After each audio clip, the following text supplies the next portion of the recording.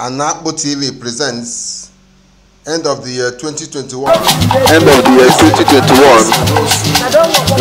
get together of Eze, Kingsley, Osu here at White Sand.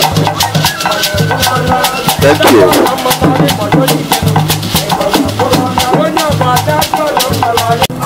Nwayo Mandewo biko na-atụpụrụ oge gị nwere ike ịgwa anyị ihe anyị na-atụ anya n'ụbọchị taata maka odogoro anya na ụmụaka Igbo gburugburu agbakọgo na Obi, Kingsley, Osu, Eze ndị Igbo na White Sand. Kedu ife anyị na-atụ anya n'ụbọchị taata? Anyị nọ na Obi, Eze, Isoro aha anyị na-ese the Kingsley, Osu, Eze ndị Igbo na White Sand, the digital Eze. Anyị nọ na Obi taa 25 December. Ọ na-emechi arụ taa. Anyị ga-atụ anya ndị eze ndị ọzọ ya bịakwa n'isi n'igwe ka anọ ya ga-ewe nghọta ahịa anyị nọ taa. Ọ na-emechi arụ taa. Afọ ka ọ na-emechi? Oke, nnukwu ada ndewo. Ọ ga-amasị anyị makwa na aha gị aha gị ya na pozishọn gị na Igbo speaking community. Afọ m Mrs. Pamela Abeme, I'm a woman leader na Obi na this palace Kingsley Osu, I'm a woman leader. While deputy woman leader, Igbo speaking, Ikoti Gondo. Okay. LTG, yes. Ndewo. No, nne. Ende no. Biko enwe ike ịgwa kana ya aha gị? Joyce Deco. Joyce Deco. Yes. Okay. Joy, Miss.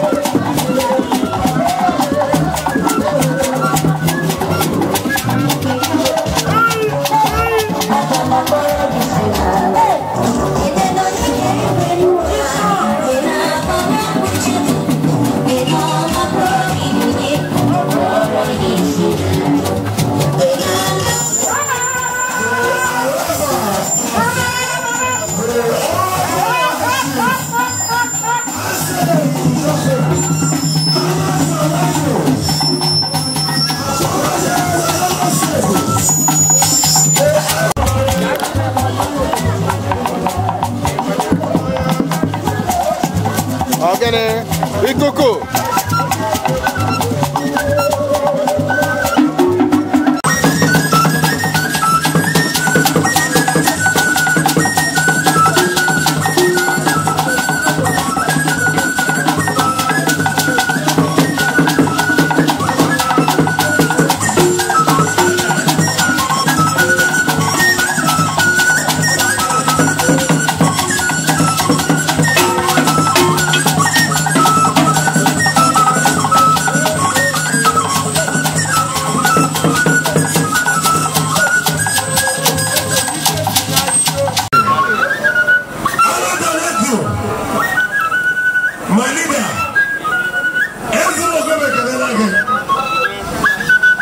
Welcome, sir.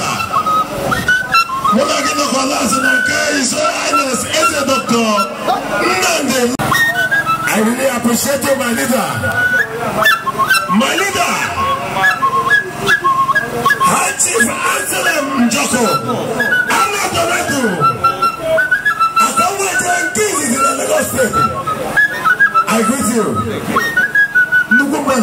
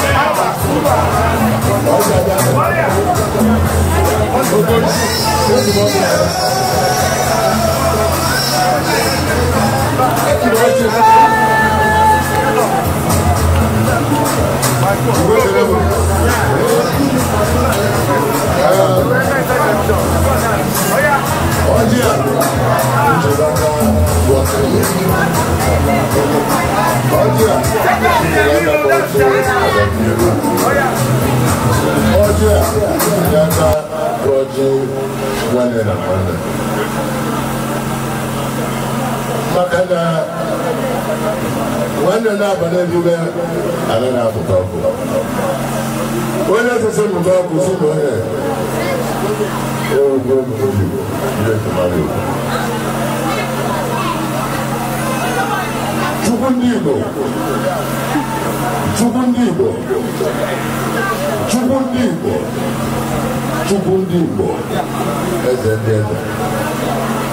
Ana na-ekwe ụtụtụ eri aghasị n'oge ibu Chukwu ka anyị na-agbalị odibo. Anya ọkụkụ na-eche akụ ya. Awụlụ adara anụ ya. Ati na makoti na de na nwa agụ ata ya. Na nwa agụ ya anụ ọbara ndị na anya na anụ. Onye na-eji n'ori na-eji ọba agbawa mgbo. Chukwu na-ekwu ana na-ekwe na ebe mmadụ bụ ọdụ ka anyị nwere. Anyị na-ekwu ọzọ, anyị na-ekwu ọzọ n'obi. Mana onye ike niile dị n'aka bụ nke ọkụselu aka. N'afọ mgbe bụ ụmụ niile. N'afọ ọpụpụ na mpụta anyị niile. Eze ndị eze, atụkụ na n'otuto n'ebe kacha elu n'agha Jizọs.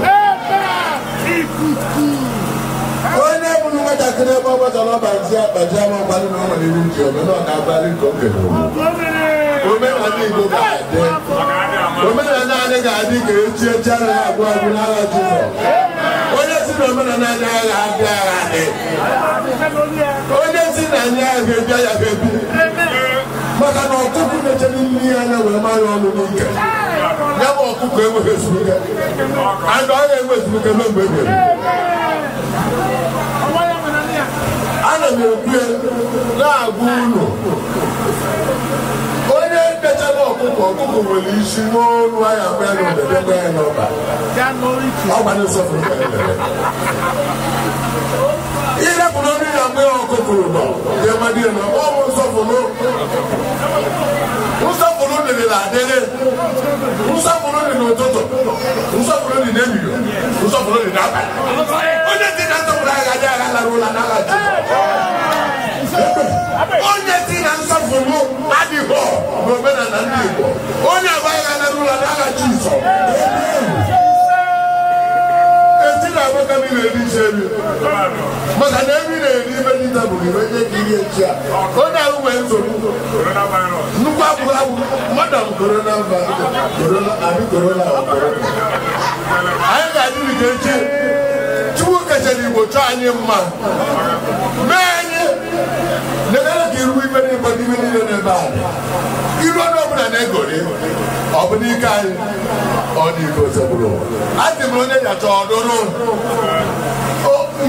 ikuku gbarịta oge Igbo ọbụla ebe ọgwụ isi macha jijiji ọbụla ebe ọgwụ ọ bụ ọbụla Chukwu anọghọzi ndụ Chukwu anyị na-enweghị Chukwu ndị Igbo bụ Chukwu nketa niile nọ n'ọbụla anaghị ike bụ Chukwu ede Chukwu bụ aka ba na chọrọ obodo Chukwu ede ka anyị na-eme mmadụ onye na-ebe a ji 10 million naira wepụta Lagos metinye na anyị taa ọbaba na ike anyị achọ onye na-akụ ogere ya na anyị egbe n'ọdụ ya na-egbe anyị n'ọdụ biko nụ asịrị m onye banyere ya patro n'agha Jizọs ibe anyị na-achọ ịdị ike ite ụkwana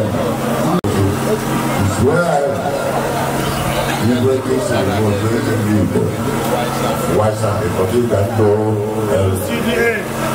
ọbịa ka anyị onye bụ ihe ọzọ nwere ebe ọ na-eje ihe nyere n'ebe a gwara ndị bebe na nna eje nnekwe eje abụrụ onwe ndị bọmbụ na agbakwa m Chukwu dị Igbo na nnekwe ebe nna ha eje maka na onye ọbụla ebe ihe ọzọ nwere ebe ọ na-eje atụ m ọba dị n'ebe anyị ka anyị ji ya anaghị amakarị ya n'agha Jizọs ndị anyị rapụ n'ụlọ will make them more happier.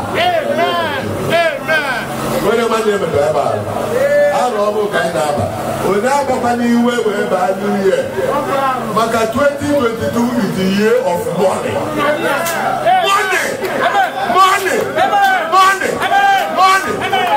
Year of money. Year of competition of money.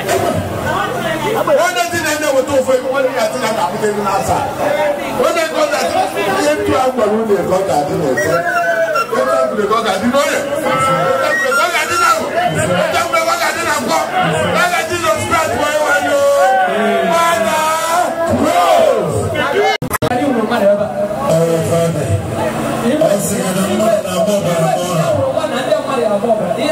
go 40. Go 40, go na asa na. O dey to ka do. But all you must say, you have to 1, 2.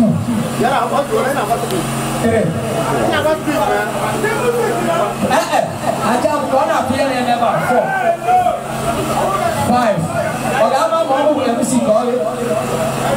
Mo mo ne jo ke le si da ke ya ne ko kuna. E bi aro bo ro. 5. 6. 7. 8. You will from what happened about 9. You will from what happened about 10. I'm not about. I see. I said, I'm not the letter. No. I can't wait there in the Lagos State. I want to say, I'm leader. 14. Leader in APC. 15. I chief. Excellent Njoko. 16. I'm not the letter. 17. Upcoming President General. In the Lagos State. 19.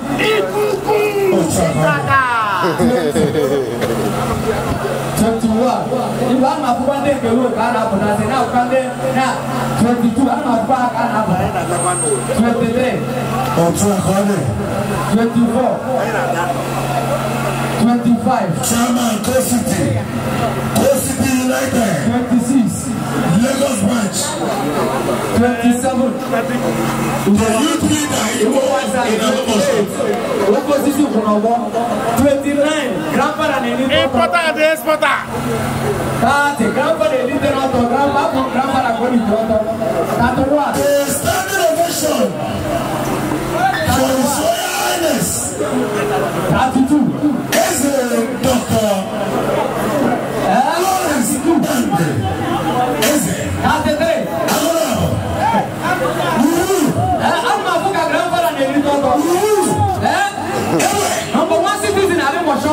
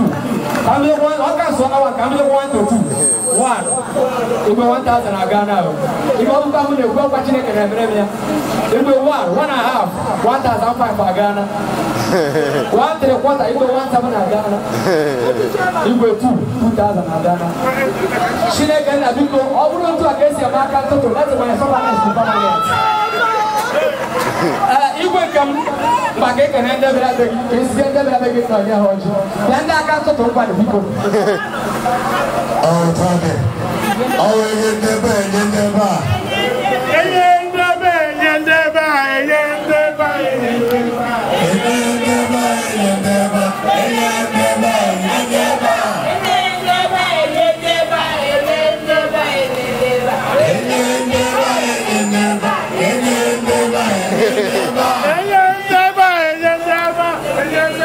In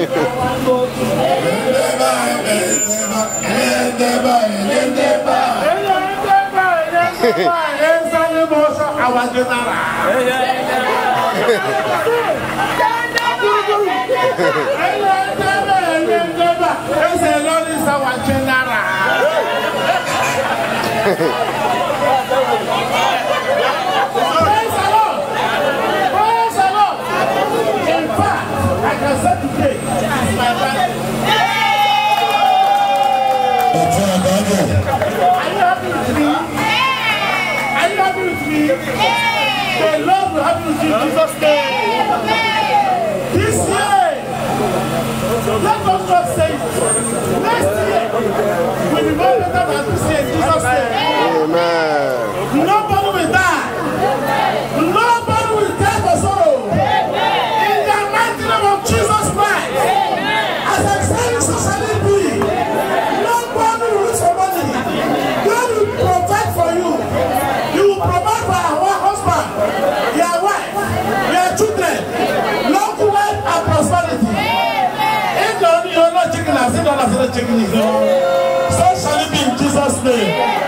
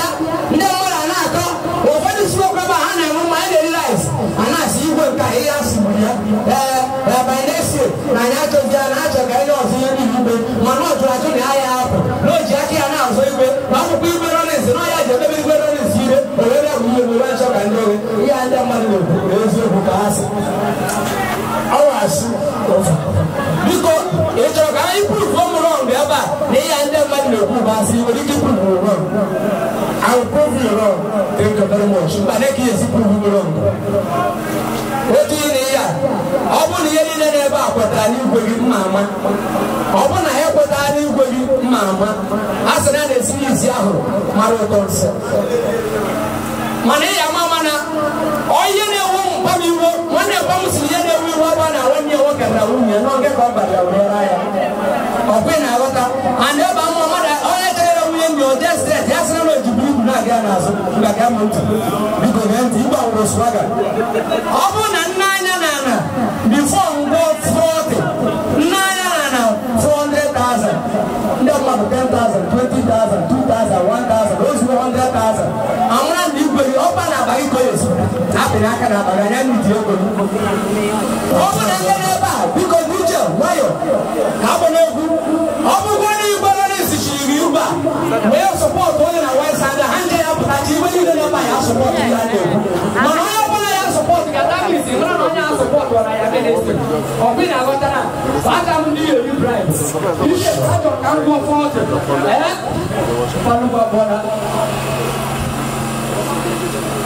Yeah, anybody else is like to speak for the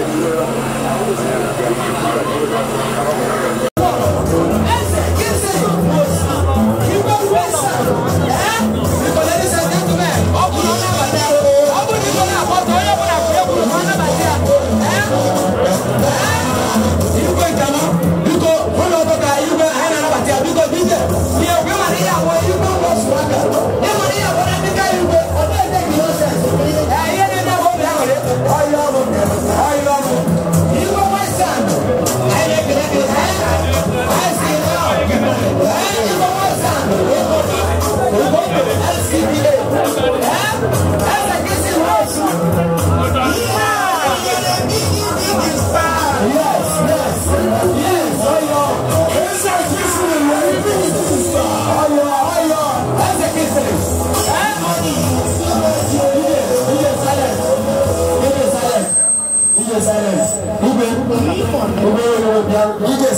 because one of your man of here. Ladies and gentlemen, I want to recognize only woman can go promote the female. And the next year 2022, our promotion will show every baby that surround her. And that promotion will be here. Why are we on rush? And that promotion, they are so kind and they have to much money.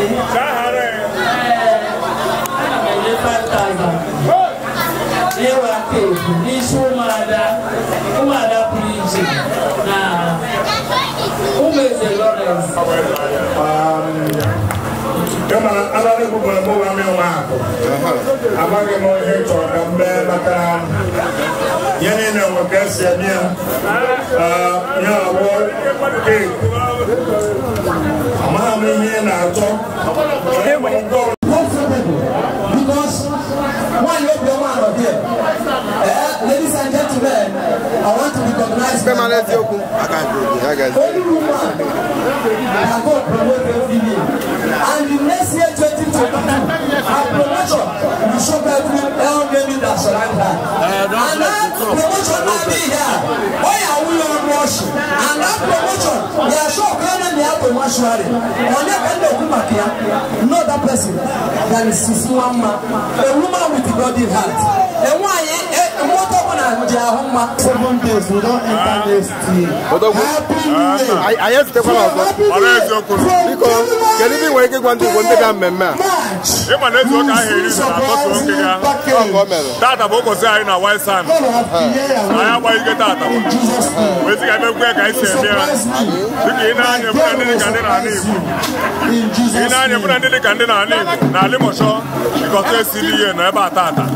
I got that. I may go a white son and look at it. If I may not have one bit of you put on everything for Malimon, white son in Eba. You put on the Chichi in Eba. Ugosina Chiba, efu na High Chief Gowanda, efu High Chief Joshua, efu na High Chief Ogosisi, ina anya efu na ani moto zuru ezu. Maka asa nwanne ya dị loli na-ejokwa agbawa atụ ambo. Ani ina anya ebe ata na efu na ezigbo na ali moto ya. Ihe ọ pụtara bụ onye ọbụla nwere okwu bụ ambo na mba anyị. So tata ụbọchị agụrị, tata ụbọchị ọṅụ, tata ụbọchị ukwu na White Sand. Onye ka anyị bịa ka anyị kene Chukwu n'ife o mere na ndụ anyị na the year 2021 wee kerekwazie ya na nke ọ ga-eme na 2022 maka anyị gbara Ọchukwu ndị Igbo Ọchukwu na-eme ife ọma anyị gbara ọ ga-emere anyị ife ọma. Aha daalụ.